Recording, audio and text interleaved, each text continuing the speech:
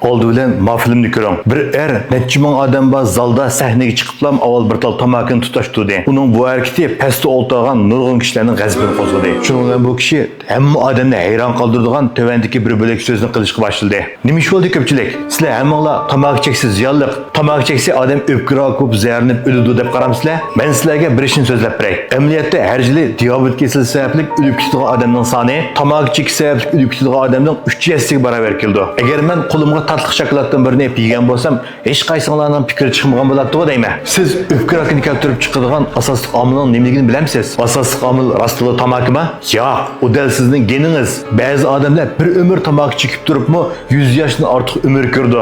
O'pkisi butunlay sog'lom ketib turaverdi. Buni nima deysiz? Amaliyotda butkul tamak cheklash jinininki maqsadi bo'lsa, faqat tamak terishni to'sish xolos. Nahmaydondagi barliq bog'lovchilar, ustozlar, nahmaydondagi ko'rmanlar, men yuqorida deb o'tgan tamak to'g'risidagi o'zim to'qib olgan bayanlarimni bir muncha do'stlarimga so'zlab berib baqdim.